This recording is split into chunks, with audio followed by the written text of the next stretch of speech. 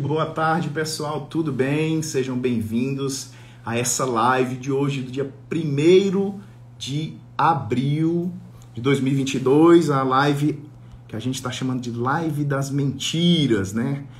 Envolvendo as mentiras que se conta sobre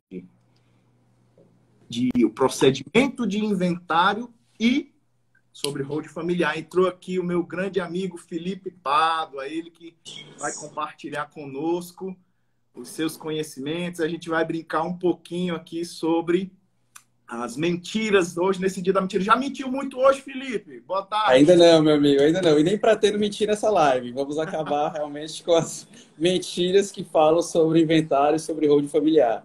Muito obrigado pelo convite. Boa tarde, meus amigos. Ó, pessoal, o Felipe é um advogado muito competente, hoje presidente da AJUSP, tá? E veio aqui hoje disponibilizar o seu tempo para conversar conosco sobre as mentiras que contam sobre o procedimento de inventário e hold familiar. É um parceiro do nosso escritório, é um colega que a gente traz aí de um bom tempo da vida, e fico muito feliz dele ter topado essa live para hoje, para a gente conversar um pouquinho bem descontraído, né? Inclusive, eu queria, cara, te dizer o seguinte, eu acho muito bonito a cor que tu pinta o teu cabelo. Eu queria que você me dissesse aí a tonalidade, que eu quero entrar.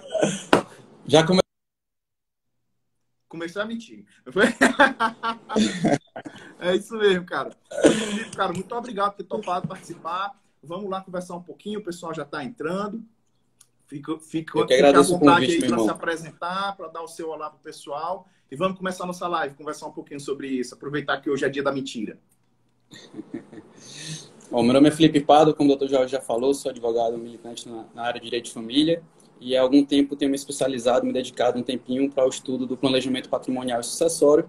Nós somos membros do time Holding Brasil, né? Temos o mesmo mentor, a gente compartilha alguns ensinamentos, algumas aulas e é sempre bom estar trocando essa ideia e difundindo esse conhecimento que é tão importante para que a gente possa transmitir esse conhecimento para a população, para que possam fazer, né, planejamento patrimonial e sucessório.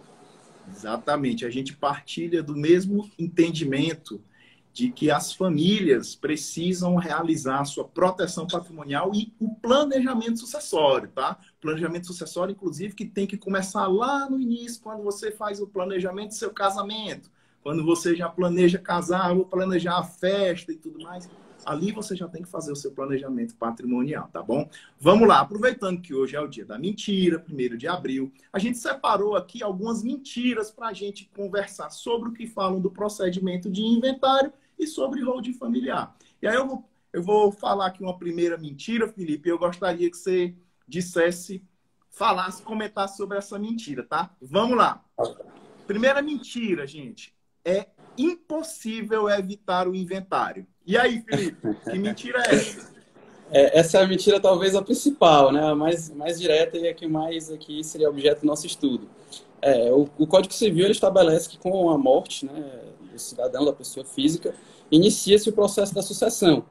E o Código Civil estabelece que o processo pelo qual se realiza, se efetiva a sucessão é o processo de inventário. Então, se você tem bens e você tem herdeiros, você naturalmente faria o inventário. Contudo, existe uma possibilidade de você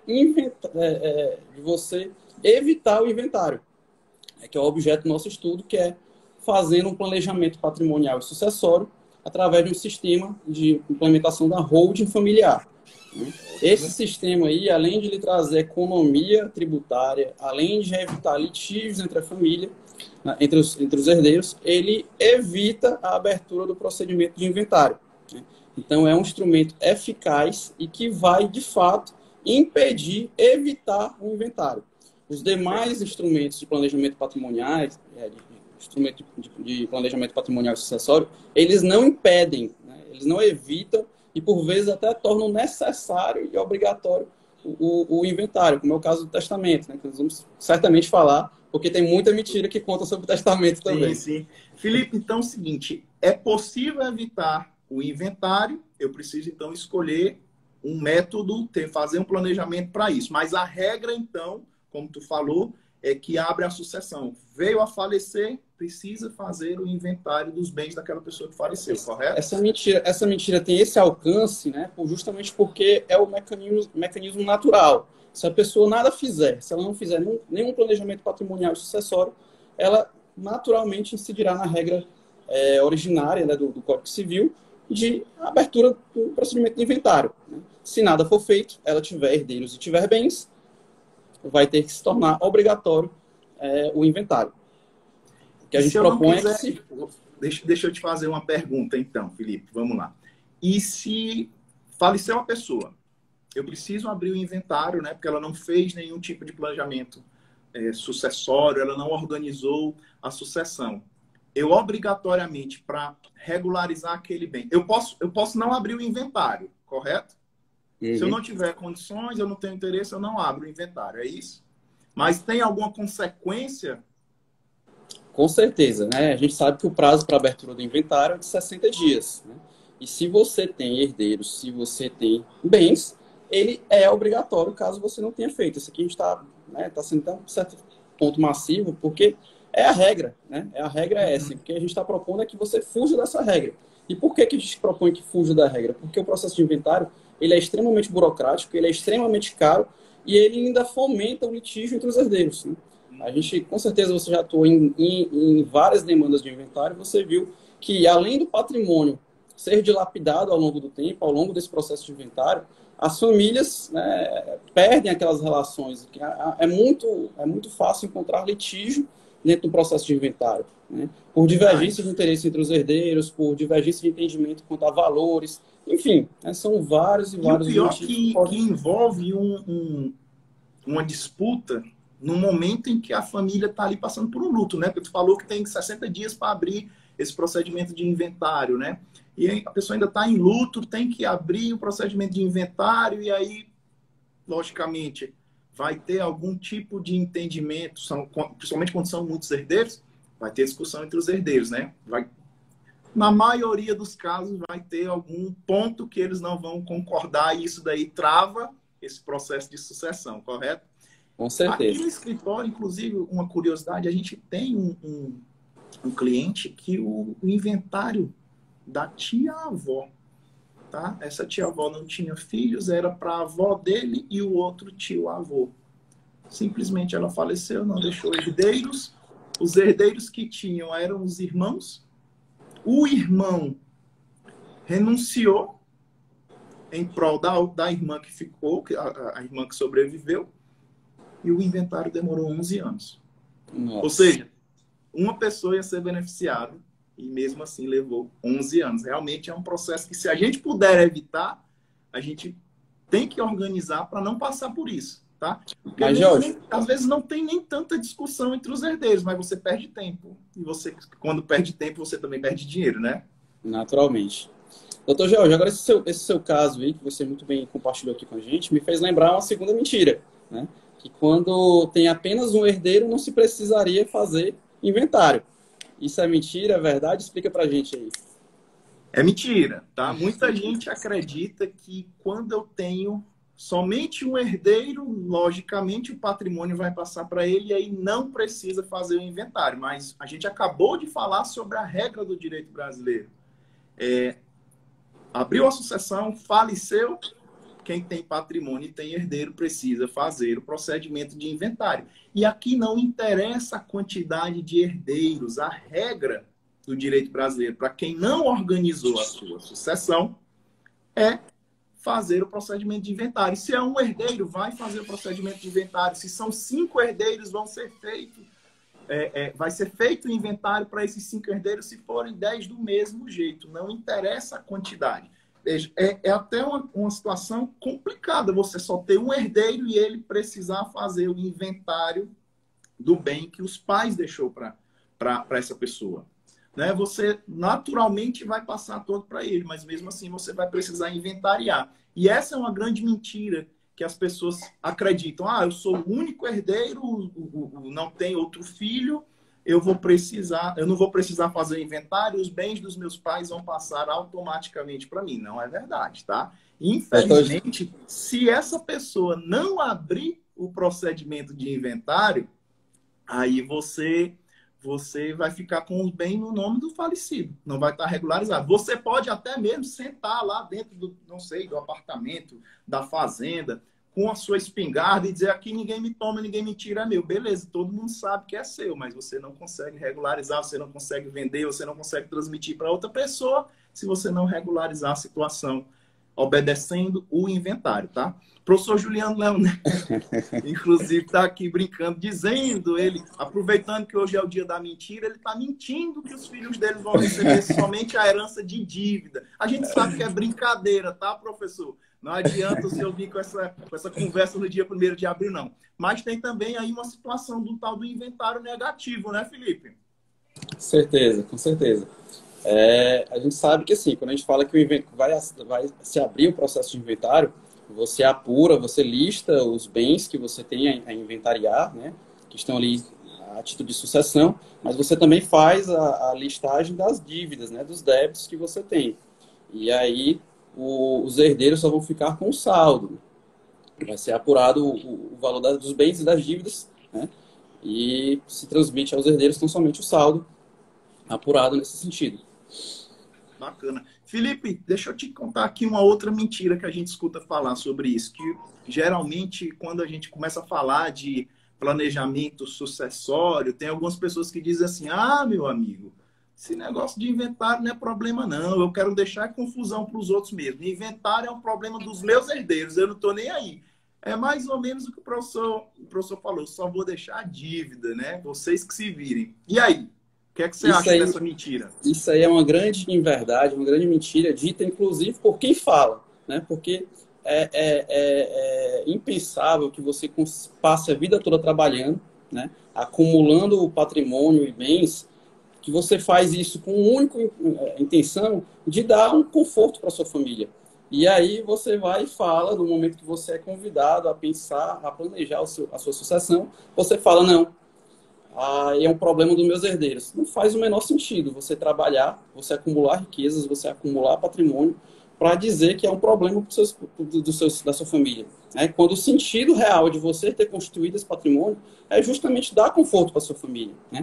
Então, quando a gente convida a fazer esse planejamento patrimonial, a gente convida a fazer um ato de amor, que você planeja a sua sucessão para que os seus herdeiros, além de não gastar, de terem um gasto exponencial com o processo de inventário, eles não venham a ter que passar no momento de maior dor da vida deles, no momento de luto, por um processo complicadíssimo e caro de inventário, que ainda tem que respeitar esse prazo de 60 dias que a gente comentou aqui agora há pouco. É deixar realmente um problemão para os herdeiros. Eu costumo dizer o seguinte: quando a pessoa me traz essa afirmação de que não é problema meu, eu vou deixar aí os problemas para quem ficar resolver. Costumo dizer que você não dá valor, não ama a sua família e nem dá valor ao suor do seu trabalho, ao seu esforço. Porque você deixar o patrimônio que você suou a vida inteira para construir, para que o inventário leve aí cerca de 20% a 40% desse patrimônio, vai para o Estado, vai para cartório, é você não amar a sua família e não valorizar o suor do seu trabalho. Porque quando você constitui um patrimônio, logicamente, pelo menos eu quando penso na minha família, é em deixar o meu patrimônio para eles, que eles possam ficar o mínimo possível confortáveis. E você deixar esse problema com essa mentira de que não, é um problema dos meus herdeiros, eles que se resolvam, eu acho que é você não amar a sua família, não pensar no futuro deles e também não dar valor ao seu dinheiro, meu amigo, ao seu suor, o tanto que você batalhou para construir um patrimônio e deixar para os herdeiros. A pessoa que fala isso daí, eu acho que ela mente para si mesma, né? Ela de fato ainda está distante desse conhecimento do planejamento patrimonial e sucessório, e por conta disso ela ou procrastina, né? Ou não tem esse conhecimento, ou quando já teve conhecimento, fica procrastinando. Mas é uma grande inverdade, né? Isso daí você está mentindo para você mesmo. E todo mundo que acumula patrimônio, acumula bens, pensa na segurança da família. Então, se você pensar minimamente nessa proteção e nessa segurança, como você falou, doutor Jorge, a pessoa vai procurar um mecanismo para que os seus herdeiros tenham menos sofrimento e menos despesa nesse processo de sucessão. Certo. Outra grande mentira que contam é sobre o testamento, né? Dizem que o testamento é a melhor solução de planejamento patrimonial. O que você acha disso, doutor Jorge? Felipe, olha só, cara. Testamento, vamos lá. O testamento, ele é uma É o forma de melhor? planejamento sucessório? Beleza. Mas é a melhor solução? Não. Eu já escutei isso na época da graduação, tá? Eu já escutei que fazer um testamento é muito bom para a família e tudo mais. É uma forma de planejamento sucessório? Sim. É a melhor solução? Não. O que eu defendo, e eu acho que você também defende, é você elaborar um planejamento sucessório. Isso é interessante fazer. Você pode planejar se lascar? Pode. O problema é seu. Você vai fazer um planejamento. Agora, se você olhar que aquela opção que você vai ter mais despesas, não vai resolver o problema da sucessão, você vai perder tempo, e você quiser assumir, planeje, vá por ela. Você pode planejar se lascar. Mas veja qual é o problema do testamento. Olha só. O testamento, para mim, é a pior forma de planejamento sucessório. Por quê? Porque, primeiro, não vai impedir o inventário. Obrigatoriamente vai ter que fazer inventário, está lá no Código Civil, tem que fazer. Se tem testamento, tem que fazer inventário. Isso é um problema. Então, eu fiz um testamento, ainda vai ter que inventariar os bens? Então, você não evitou inventário, você perdeu tempo, você gastou para fazer um testamento, ainda vai ter um problema para os seus herdeiros discutirem o restante dos bens do seu patrimônio num procedimento de inventário. Então, é algo que não tem utilidade, na minha concepção, tá? Outra coisa, ele não vai impedir os litígios. Ele não vai impedir os litígios entre os herdeiros. E veja que, diferente do que a gente vê lá nos filmes americanos, que vou abrir aqui, o testamento é aquela coisa rápida. Não é, tá? Abrir o testamento, tudo muito bonito. Eita, aí tem no filme americano, tem? Caramba, um herdeiro recebeu uma casa muito legal, uma casa bacana e um carrão que era de estimação do pai ou do avô e tudo mais. Só, meu amigo, que o problema quando você vê um testamento é que os outros herdeiros que não se sentiram beneficiados com a forma como foi distribuído naquele testamento, eles vão ingressar com um pedido de anulação daquele testamento. E eu vou te dar um exemplo aqui, eu quero que o pessoal preste atenção. Teve um caso do Agnaldo Timóteo. O Agnaldo Timóteo tinha uma filha adotiva e ele preparou um testamento para que ela recebesse aí um imóvel bem valioso. Quando a família, os seus irmãos identificaram que aquele patrimônio foi destinado à filha adotiva do Agnaldo Timóteo, eles tentaram anular.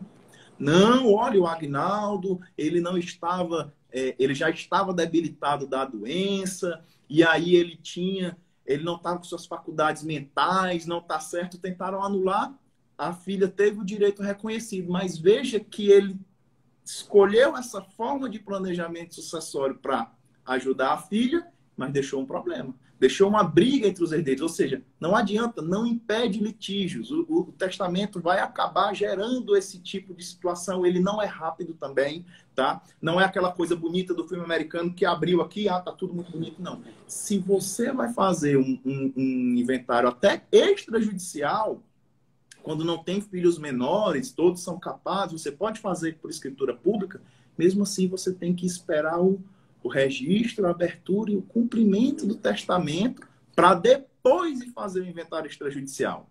Então, você está perdendo tempo. Ele não tem nenhuma vantagem tributária. Ele não tem uma vantagem econômica. Você não ganha tempo fazendo o testamento. E aí é por isso que dizer que o testamento é a melhor forma de planejamento sucessório é a grande mentira. É uma grande mentira que a gente está aqui atacando nesse dia 1º de abril. Tá bom?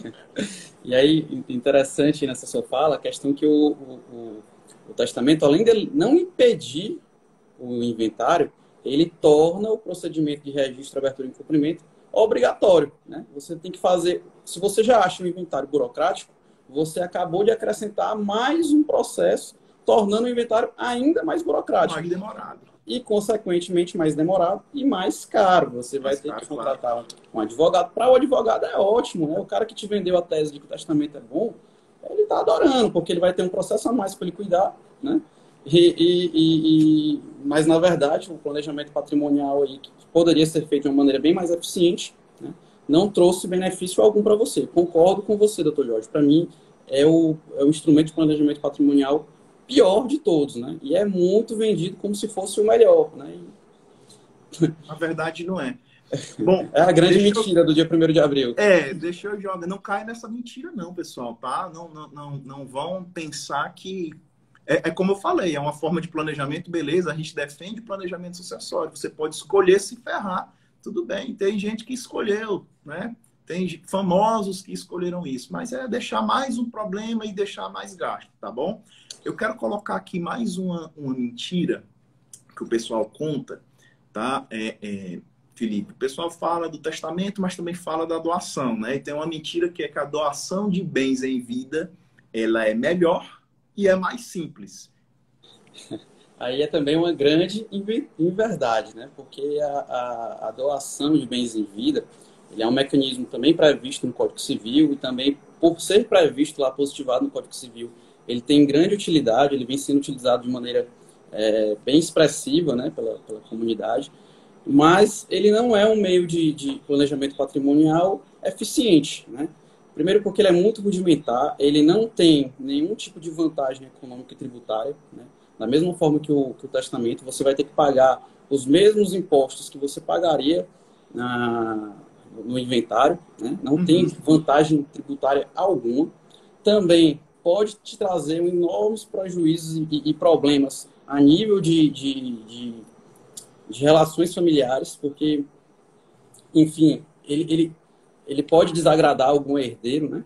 E ele tem um grande problema, um grande defeito clássico, né? Que a gente que adota o sistema da holding como uma grande ferramenta de planejamento patrimonial, que é a questão da irreversibilidade, né? Você, uma vez que você exerce essa doação, né, com a reserva de usufruto, você doa o seu patrimônio para um herdeiro, mas continua apenas utilizando, você perde a gestão daquele bem, né? E por vezes, né, já aconteceu aqui no escritório, do cara receber uma proposta de compra do imóvel que ele havia doado para um herdeiro, e aí ele precisava decidir em um lapso temporal muito pequeno, muito curto. E o herdeiro era menor de idade. E como a gente sabe, a legislação impede a venda, né, de um bem de menor sem a autorização judicial, né? Precisa do suprimento da autorização judicial. Então, o tempo que o cidadão perdeu para conseguir essa autorização judicial, ele perdeu a proposta. Então, perdeu a oportunidade. Perdeu a oportunidade. Então, assim, ele é um mecanismo de gestão de patrimônio muito complicado, muito engessado, muito rudimentar. Ele não dá a oportunidade a você, que está planejando seu patrimônio, de continuar gerindo da melhor forma, né? Porque na holding você continua tendo a gestão do seu patrimônio da melhor forma possível. Se aparecer uma oportunidade de venda dessa, você consegue vender imediatamente, sem precisar de autorização do seu filho, né? Seja ele maior de idade ou não. No caso de ser menor de idade, também não precisa de autorização do juiz. Não precisa de autorização. A doação, Felipe? Como? Consegue modificar a doação, por exemplo, doei o bem, posso reverter, né? Você falou. Na holding sim, mas na doação de bens em vida não tem, né? É irreversível. Uma vez que você vai lá, que está feito o ato em cartório, infelizmente não tem mais o que possa ser feito. E aí gera uma grande dor de cabeça por conta dessas situações, né?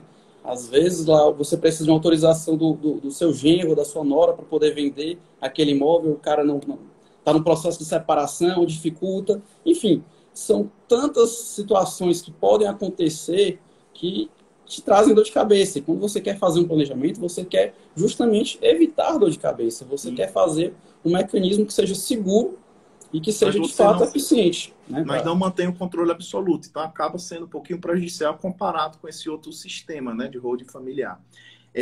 Felipe, tem uma pergunta aqui que eu acho que calha com o próximo tema que a gente vai falar agora, né? Acho que é do Dr. Otávio Barros, né? Ele perguntou aqui, doutores, não sei se já comentaram, mas planejamento por holding só pode ser se a família tiver muitos bens ou um patrimônio médio também pode ser feito.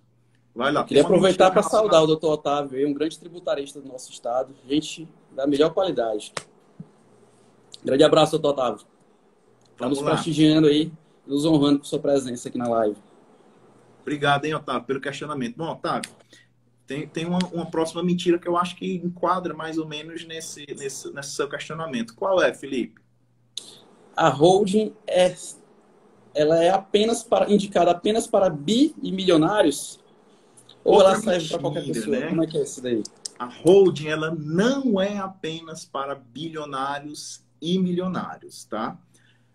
Geralmente, o pessoal que tem essa capacidade econômica, essa capacidade financeira, que tem um patrimônio bilionário ou milionário, ele elabora um sistema de proteção patrimonial e planejamento sucessório, justamente para evitar esse tipo de perda patrimonial que o Felipe falou lá no início, quando a gente falou da primeira mentira, que era impossível evitar o inventário. Ora, o bilionário, o milionário, ele tem acesso a essa informação. Ele sabe que tem um patrimônio considerável, que deixar para um inventário ou fazer qualquer outra forma de planejamento sem eficiência econômica e tributária, ele vai perder uma grande fatia do patrimônio dele. É aquela questão que a gente falou de não amar a família e não dar valor ao suor, ao seu esforço, ao seu dinheiro. Então, veja, compensa somente se eu tiver um patrimônio grande, milionário ou bilionário? Não. Veja só. Algumas pessoas costumam dizer o seguinte: só é vantajoso ao decorrer do tempo manter um sistema de holding familiar se o patrimônio for acima de R$ 1 milhão. Mas aqui eu coloco uma vírgula. Não, porque quando você faz a análise contábil, o custo para manter o sistema, você vai ver que vai ter prejuízo.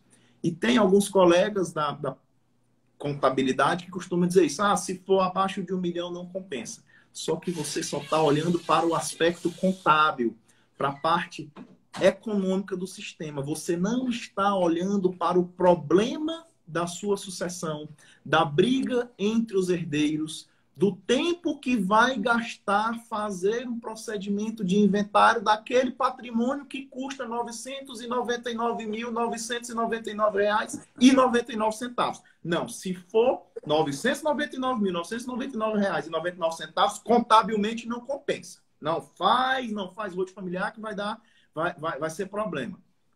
E aí, meu amigo?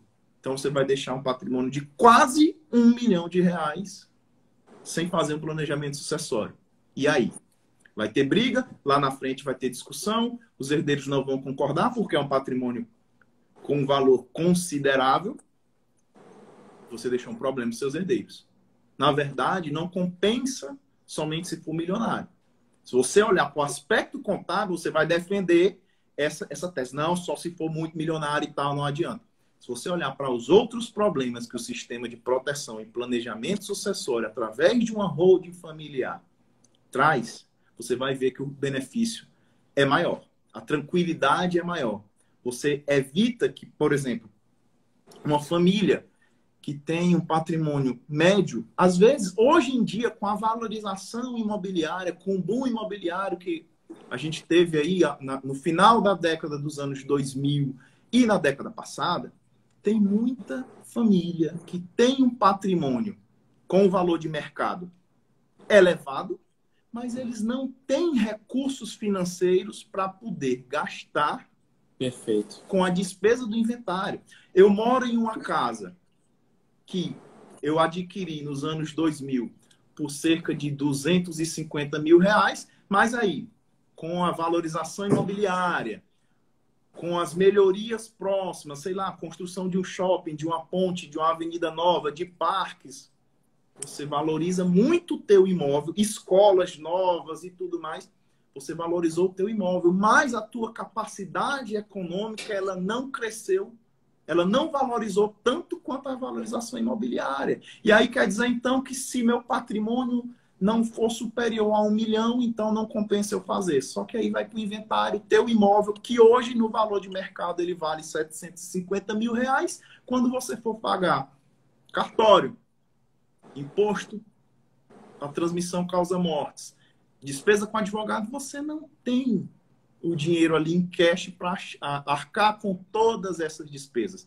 E aí, agora, essa mentira, e aí é onde eu volto à pergunta. Não compensa fazer, se não for milionário ou bilionário? A parcela que vai ser retirada de quem não tem um patrimônio bilionário é pior. Você vai sofrer uma perda patrimonial e você não tem condições financeiras para arcar com aquilo. Olha só, o milionário, ele tem como pagar. Ele tem como arcar com as despesas do inventário. Mas ele valoriza o dinheiro dele. Para que eu vou deixar meu patrimônio para um procedimento demorado, caro, vai dar discussão entre os herdeiros, se eu tenho como manter 100% do patrimônio por meus herdeiros? Eu tenho a proteção e a garantia de entregar patrimônio de 1 bilhão, de 2 bilhões, de 1 milhão, de 2, o que quer que seja, ele sabe disso.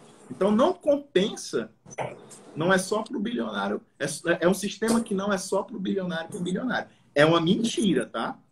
Compensa para a gente, as famílias médias precisam pensar em uma forma de organizar o patrimônio, tá bom? E aí, de manter o planejamento sucessório para evitar a perda. É você ter que gastar 50 mil com a guia de um imposto. E você não tem esses 50 mil reservado para isso. Porque você não tem capacidade econômica. Mas o teu imóvel está super valorizado. E o Estado vai chegar e vai dizer, ei, não é o valor que está no IPTU aí, não. Esse teu imóvel, não. O valor de mercado dele é outro, meu amigo. Eu quero é mais. Me pague mais imposto, que esse valor está defasado.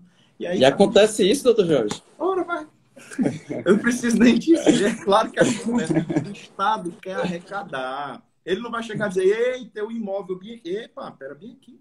Esse imóvel bem aqui, perto do shopping Riverside, aqui no Jockey, ele não vale só 320 mil reais, não. Pode voltar. Vou atualizar bem aqui o valor do teu bem, vou fazer uma avaliação e você vai pagar o tributo um pouquinho maior, tá? E eu quero receber. Senão não corre não esse inventário, você não regulariza. Por isso que não compensa. Não é só para bilionário e milionário. E aí essa família, quando tem a valorização do imóvel, tem que pagar mais. E o dinheiro não está guardado. Ninguém faz isso. Não, eu vou deixar bem aqui um dinheiro bem aqui debaixo do colchão, reservado para o inventário. Não faz. A maioria das famílias não sabem disso, tá bom? Vamos lá. Doutor Jorge, aí respondendo... Está respondido? Não, perfeito, perfeito. Agora, sendo mais específico ainda com relação à pergunta que ele fez, que ele não falou questão de valores, né? Ele falou questão de número de bens, número de casas, né? A pessoa às vezes tem uma casa só, será que compensa? Né? E esse cara é o que mais compensa, é mais indicado ainda para ele, porque muitas vezes a gente vê acontecer do cara abrir um inventário, a gente abre um inventário, o cara só tem um bem a inventariar, uma única casa, o bem de morada da família inteira, e aí não tem a liquidez que o bilionário e o milionário tem para pagar o imposto, para pagar ITCMD, para pagar custas cartorárias, para pagar honorários advocatícios, custas judiciais. Não tem essa liquidez. O que a família precisa fazer? Vende a casa, o único patrimônio que ele tinha vai ser vendido, né, com o deságio, porque está no processo de inventário. Doutor, a casa aí está no processo de inventário, então eu vou comprar valendo bem menos, né? Ou seja, olha a perda patrimonial que você teve, né? Então, infelizmente tem isso, né? Tem que se desfazer do bem para poder arcar com um procedimento de inventário de um imóvel, do único imóvel que era para a família, e aí você tem que se desfazer para poder fazer o procedimento de inventário, né? E é uma tristeza, infelizmente. Excelente pergunta, viu, doutor Otávio? Agradeço demais a sua participação. Obrigado, doutor Otávio, pela participação. E Felipe, antes da gente passar para a próxima mentira, eu vi aqui que tem uma pergunta, se eu não me engano, da Joyce, minha amiga Joyce. Quanto tempo dura o processo de inventário? Eu entendo que ela está fazendo uma pergunta, quanto é que dura o processo judicial de inventário? E aí? Sabe me dizer? Meu amigo, aí é difícil lhe responder, né? Infelizmente, aqui na nossa... Na verdade, o hack está aqui. Para você fazer... Aliás, minto. A pergunta dela, eu que errei. O final não é inventário, é da holding, na verdade. Né? É da holding. Era quanto tempo demora para fazer a holding? Quanto tempo dura o processo de holding? O processo de holding. A Joyce corrigiu aqui. Não é o processo de inventário. Desculpa. Quanto tempo dura o processo de holding? E aí, Felipe? Quanto tempo durou o processo? Tu ingressou com o processo de uma holding? Me diga aí. Foi infinitamente mais rápido do que o inventário mais rápido que eu já fiz, né? Então, assim, realmente, o que demora mais no processo da holding é o amadurecimento das ideias, né? Você, de fato, tomar posse dessas informações, você se reunir com a sua família, você fazer uma sessão de viabilidade, entender que realmente aquilo ali é adequado para o seu patrimônio, para a sua realidade familiar, para o seu contexto familiar. Esse é o processo que mais demora. Depois que você se encontra com um advogado especialista em planejamento patrimonial e sucessório, que você faz essa sessão de viabilidade, que você monta um croquis estrutural, você vai para a junta comercial, você vai no cartório, etc. Aquilo ali tudo é muito rápido, né? É tudo muito prático, é tudo muito ligeiro. Você não tem intervenção do Ministério Público, você não tem intervenção do magistrado, você não precisa de uma vara específica de sucessões, né? Não tem conflito entre as partes. Então, tende a ser um processo super rápido, doutora Joyce, né? É Joyce, infinitamente mais rápido do que o inventário mais rápido que eu já fiz. Joyce, eu queria só que você observasse bem essa fala final do Felipe aqui, quando ele diz: não precisa de magistrado, não precisa de uma vara de famílias e sucessões. Aqui, a vantagem é que eu faço o meu sistema de planejamento por meio de uma holding familiar sem precisar do judiciário. Você não precisou ingressar com um inventário, com um pedido no judiciário para fazer constituir tua holding. Ele falou de atender o cliente, depois decidir qual é o melhor sistema com base no croquis estrutural, e aí vai para a junta comercial, para cartório, para realmente fazer os atos desse planejamento.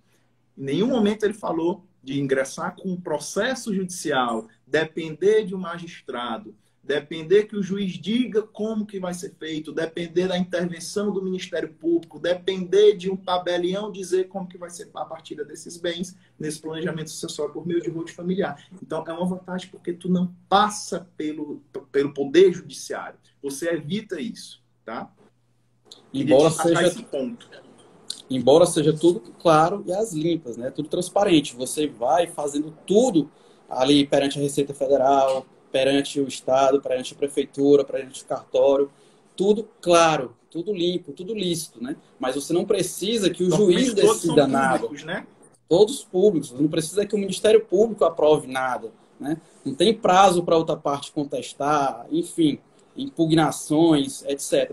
A própria lei diz qual é o valor que você vai pagar de imposto, qual é o valor que vai ser avaliado seu bem. Não tem impugnação de Cefaz, de Secretaria de Fazenda, não tem nada. Você não passa por esses procedimentos que no inventário você obrigatoriamente vai passar, né? Então não dá nem para comparar o tempo de um para outro. Quando tu comentou aí da Cefaz, então a Receita Estadual é comunicada, a Receita Federal é comunicada, tudo a Fazenda limpo, Municipal também. Então é tudo legítimo, tudo legal, tudo feito conforme a legislação, sem ocultar nada, né? Eu não preciso do judiciário, eu comunico tudo, como tu está dizendo, né? Perfeito, isso mesmo. Apesar de não precisar do judiciário, é tudo feito através de documentos públicos, tudo às claras, né? A Receita Federal informada, tudo de forma muito transparente, né? Não tem, diferente do testamento que a gente fala, né? Que pode ter uma ação de anulatória, vai ter uma ação de registro e abertura de cumprimento de testamento, vai ter isso e aquilo. Aqui, na holding, não tem nada, né? É só disposição de vontades, você coloca no papel, vai na junta, vai na Receita, vai na Prefeitura, vai na Secretaria de Fazenda e executa seus próprios atos, né? Então, a gente não tem a intervenção de um terceiro, não tem um magistrado, não tem um Ministério Público, não tem nada atrapalhando, vamos dizer assim, esse procedimento, né? Muito e bem, é importante se dizer que hoje até magistrados, membros do Ministério Público estão socorrendo desse sistema, né?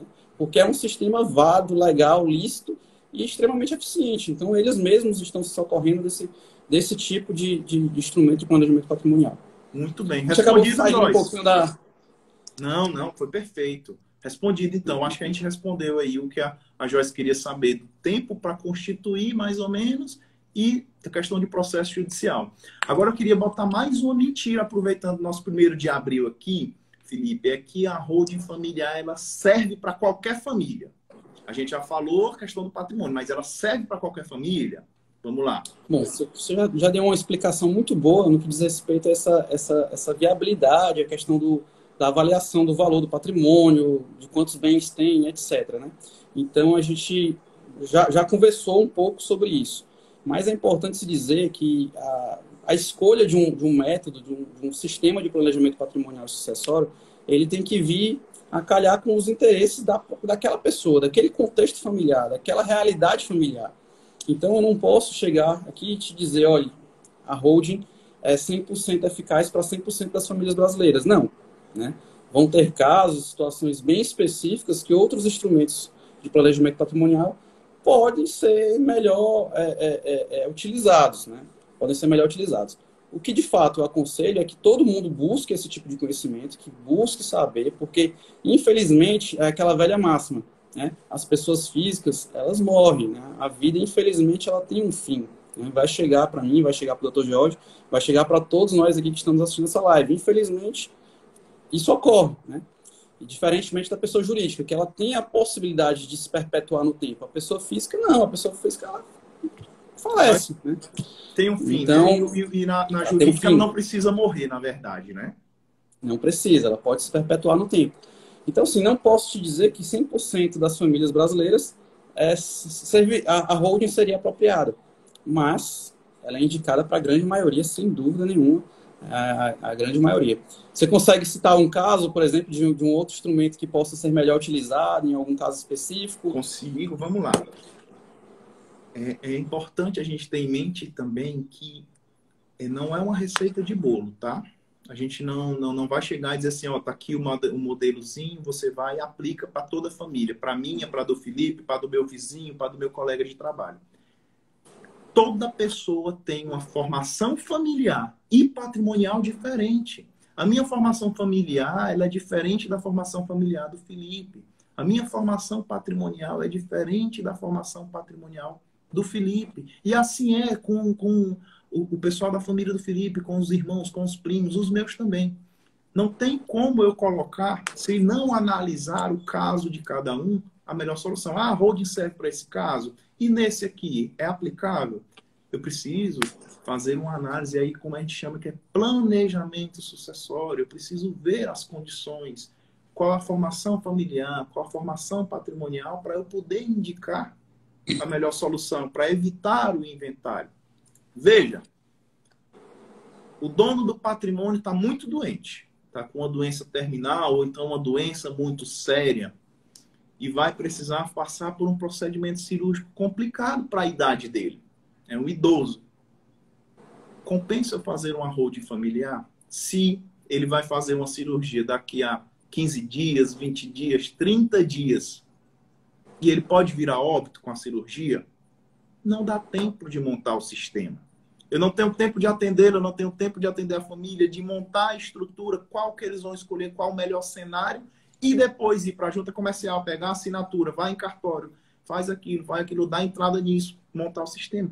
Às vezes é melhor eu fazer uma doação. Vai custar mais caro? Vai custar mais caro. Mas se há aquele risco iminente, está próximo, a pessoa pode vir a óbito após uma cirurgia, é melhor escolher um outro sistema de planejamento sucessório. Tá? Então, assim, vai servir para toda a família? Não, depende do caso. E a sugestão é que a família busque fazer um planejamento patrimonial, uma sessão de viabilidade, saber se para aquela realidade é melhor. Tá bom? Às vezes não dá tempo. Veja, a gente está falando e levando em linhas gerais, mais é para a questão de patrimônio, de imóvel. Né? Mas e se eu tenho uma atividade empresarial na minha família? E o dono da empresa vai passar por essa cirurgia. Como é que ele organizou, então, a gestão empresarial na ausência dele? Não dá tempo da gente fazer um sistema, montar um sistema de governança empresarial para aquela empresa da família. Vai para a doação, infelizmente. E aí vai tentar, pelos herdeiros, organizar a gestão dessa empresa. Nem sempre cabe a holding familiar. Às vezes o caso não te permite fazer isso. Tá bom? A palavra-chave que você utilizou aí é sessão de viabilidade, né? Você tem que procurar um advogado especialista em planejamento patrimonial e sucessório e fazer uma sessão de viabilidade. É nesse primeiro momento ver se é viável ou não a holding, ou o profissional vai lhe indicar qual instrumento de planejamento patrimonial mais indicado para a sua realidade, para o seu contexto familiar. Muito bem, muito bem. Vamos para a última. E aí, a última mentira que contam, né? Doutor Jorge, eu costumo ouvir que é caro manter uma holding familiar. Procede isso? É caro manter uma holding familiar, é uma mentira, né? Que a gente escuta bastante sobre isso. Não, é um sistema muito caro, é um sistema para o milionário. E eu já ouvi de uma colega, inclusive, o seguinte: ela chegou próximo aí de um músico lá do Rio de Janeiro, ela é lá do Rio de Janeiro, e chegou para esse músico estava com problema de saúde, ó, por que você não monta uma holding? Ele, não, esse sistema aí é coisa para o Roberto Carlos, que tem muito patrimônio, muito dinheiro. Não, é um negócio muito complexo. O meu não, o meu é pouca coisa. Por causa dos custos também, né? Eu costumo dizer que quando você organiza esse planejamento, você começa a discutir essa questão de planejamento sucessório num sistema de holding familiar, você tem, logicamente, que fazer um investimento, mas tem, sim, um retorno financeiro muito grande. Em determinadas situações, a economia, comparado com o procedimento de inventário, chega até 90%. Então, é um sistema que você consegue planejar e vai caber no teu bolso, tá? Você vai fazer um planejamento com base na tua realidade, o que você vai fazer, vai preparar a forma que você vai fazer é a transmissão dos teus bens para os teus herdeiros, e aí você também planeja, junto com o profissional que te acompanha, a forma que você vai arcar com isso daí. Você consegue, inclusive, fazer uma espécie de parcelamento do tributo, você consegue organizar as despesas, vai caber no teu bolso. E aí, para manter o sistema, você realmente tem custo, tá? Tem custo. Vai variar de caso a caso, mas, por exemplo, eu boto meu patrimônio, meu apartamento, num sistema de holding familiar, e eu preciso fazer a manutenção dele. Como assim? Eu preciso de um profissional contábil para que ele faça as declarações daquela holding familiar. Veja que a holding, ela é uma empresa. Ela é uma empresa que não faz nada. Ela não tem atividade econômica dentro dela.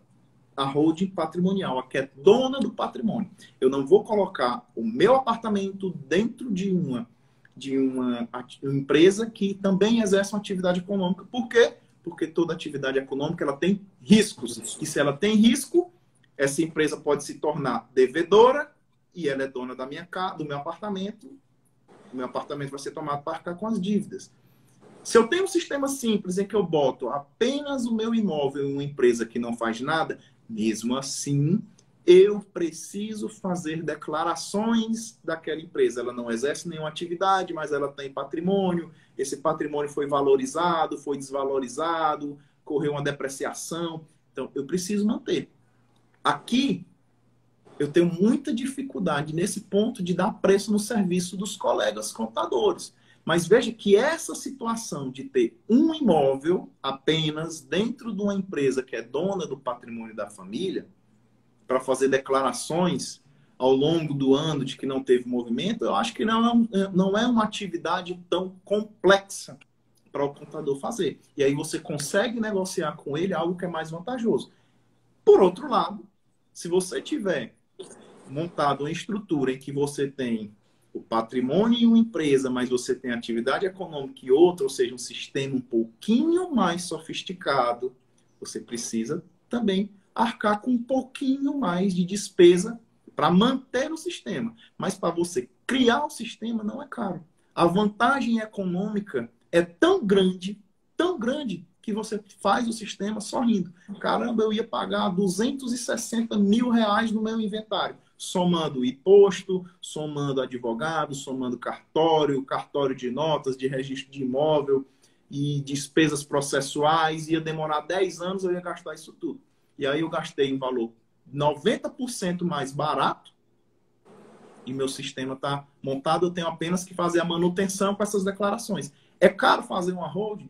Cabe no teu bolso. É mentira, tá bom? Você consegue montar o sistema da forma que vai proteger, vai garantir a tua família que não vai passar pelo inventário e não custa muito caro, você não vai ter uma despesa tão grande. Eu costumo, inclusive, brincar que é algo parecido com energia solar. Você montar um sistema de energia solar. Lá você faz investimento, mas o retorno, o benefício econômico é muito, muito, muito maior do que você deixar aí a conta para pagar equatorial todo mês.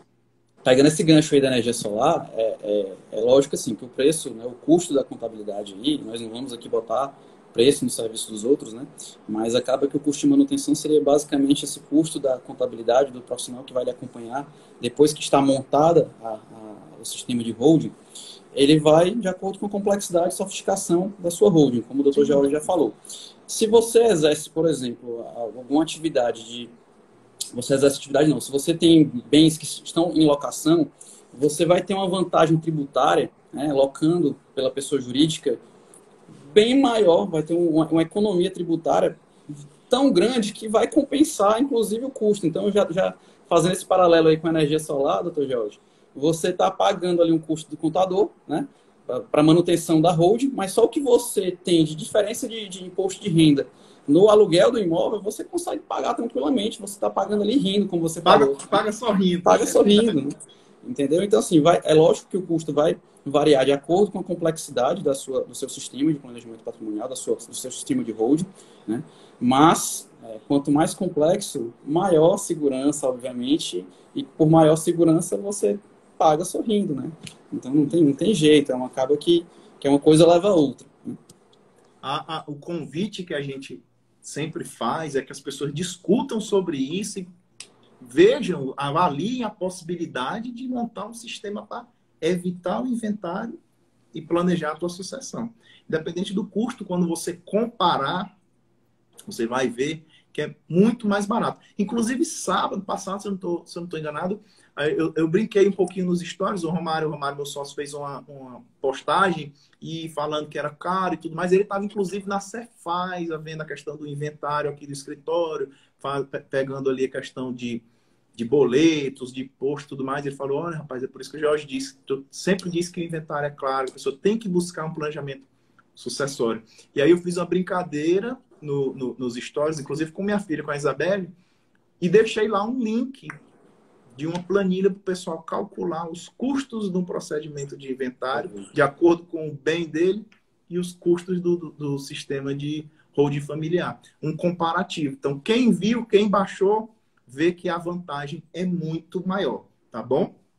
É isso. Eu acho que a gente fechou hoje as mentiras aqui do nosso dia 1º de abril, falando sobre o inventário e hold familiar. Eu gostei, cara, fico muito satisfeito aí de você ter topado essa brincadeira, conversar um pouquinho sobre esse tema, que é chato, é complexo, as pessoas não conseguem entender. Quando se fala em holding, fica negócio, nome estranho e tudo mais, mas é planejamento sucessório, gente, é planejamento patrimonial. E aí a gente fez com esse tema aí do Dia da Mentira, ficou algo mais legal de conversar, descontraído para conversar. Te agradeço, cara, a disponibilidade. Eu sei que você tem aí muitas atribuições, inclusive presidência de uma associação, e aí teve a disponibilidade, a cortesia de vir conversar comigo sobre esse tema, tá? Obrigado aí a todo mundo. Fico muito feliz pelo seu convite, né? E espero que a gente possa em breve estar fazendo outra live, agora falando sobre verdades sobre a segurança que a holding traz, sobre os benefícios que a holding traz e tornar isso perene, algo permanente, para que a gente possa estar sempre difundindo esse tipo de conhecimento para fomentar, né, o amadurecimento nas famílias brasileiras desse estudo, dessa necessidade, de fato, de planejar a sucessão. É algo que a gente não consegue evitar, é algo que a gente tem que fazer. Muito bem, meu amigo. Pois eu fico... E aí, para a gente deixar também uma provocação, né? Vai lá. Você sabe que não é mentira. A OECD, quer dizer, a Organização para a Cooperação e Desenvolvimento Econômico, ela disse que o Brasil é um dos países em crescimento, um dos países emergentes, que cobra menos imposto na sucessão. Então, tem planos para que o ITCMD, o Imposto de Transmissão Causa Mortes e Doação, seja elevado, né? Isso ainda não é uma realidade, isso é uma indicação, uma sugestão da OCDE, e muito em breve, né, o imposto no Brasil pode aumentar. Então, quanto antes a gente planejar a nossa sucessão, melhor. Lembrando, Felipe, que o ITCMD, esse imposto aí do inventário e da doação, ele tem uma alíquota máxima fixada pelo Senado Federal, né? É o imposto estadual, tá? Cada estado diz o quanto que cobra, qual alíquota que cobra, mas o Senado Federal, ele decidiu que a alíquota máxima do Brasil é de 8%. E quando você compara com outros países, por exemplo, O Japão, se eu não estou enganado, são 60% a tributação da herança. E aí o Chile, aqui na América do Sul, cobra 25%. 25, Então, né? daqui a pouco, o Brasil vai aumentar. Até porque, veja, que a política econômica e tributária no Brasil está tentando aí conter a inflação, segurando preço, zerando a alíquota de tributos, de algumas tarifas. E o Estado ele vai buscar a diferença desse tributo que ele está deixando de cobrar em outro imposto. E aí, meu amigo, para você subir, pelo menos dobrar a alíquota do ITCMD, é rapidinho, porque depende do senador. E o senador, ele não te representa, ele não representa o Felipe, o George, os advogados, os médicos, ele representa o Estado. E quando o Estado disser assim, ei, aumenta a alíquota do ITCMD porque eu quero arrecadar mais, eu acho muito mais fácil os senadores votarem a favor. Né? Tem que ter esse alerta aí, tomar cuidado e realizar o planejamento enquanto a alíquota está baixa. Teoricamente, Exatamente. né? Porque 8% de ITCMD de um patrimônio que o Estado cobra no valor de mercado não é nada barato. Tá? E vai ver lá no site do TSE se os senadores, os candidatos a presidente da República, se todos eles não têm lá na prestação de contas deles, as holdings já todas montadinhas, todas no ponto já. O patrimônio está bem protegido e organizado. É verdade, tá certo. Doutor Jorge, agradeço imensamente o convite, estou feliz demais com o resultado dessa live e espero nos encontrar em breve para a gente conversar mais sobre planejamento patrimonial e sucessório. Valeu, cara. Muito obrigado, Felipe, pelo aceitar, por ter dialogado comigo, a todo mundo que assistiu, agradecer imensamente a você, ao escritório Lira e Pádua, ao Cineas Nogueira Advogados Associados, a Cachaça Lira, beleza? Um grande abraço, pessoal da Odonta Prime que cuida do meu sorriso, ó. Valeu, pessoal, um abraço. Tô brincando, é a clínica da minha esposa, por isso que eu tô fazendo jabá. Valeu, um abraço. Grande abraço, meu amigo. Irmão.